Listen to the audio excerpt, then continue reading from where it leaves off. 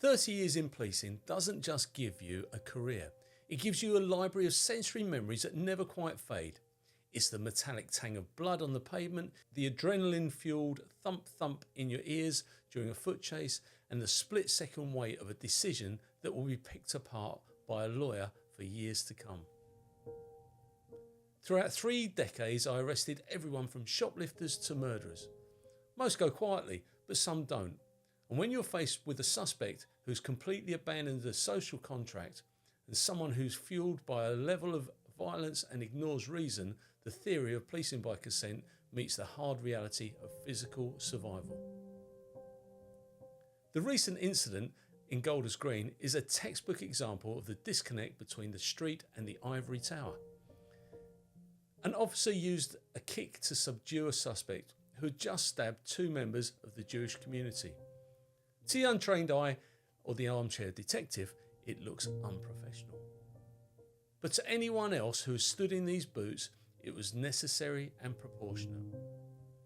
When a suspect is armed and has already proven their intent to kill or maim, the goal is not a polite conversation.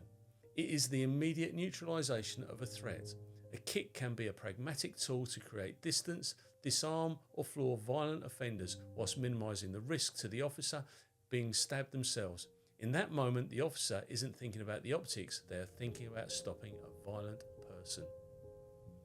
We're currently seeing a wave of criticism from political leaders who spent their lives behind desks and podiums. Many of these individuals have never put hands on a resisting suspect. And the reality is that they've never felt the sheer physical strength of somebody in a psychotic, drug-induced or hateful rage. It's remarkably easy to preach about minimum force when your life isn't the one on the line. And I strongly suspect that these vocal critics haven't been in a physical confrontation since primary school. Yet they feel qualified to lecture veterans on how to handle an armed attacker in a crowded public space. The public at large is feeling an encroaching sense of lawlessness. But for the Jewish community, this isn't just a feeling, it is a lived daily anxiety. My friends within the community tell me that they feel more vulnerable now than at any point in their recent memory. They aren't worried about perceptions, they're worried about their children being targeted at school and their elders being attacked at prayer.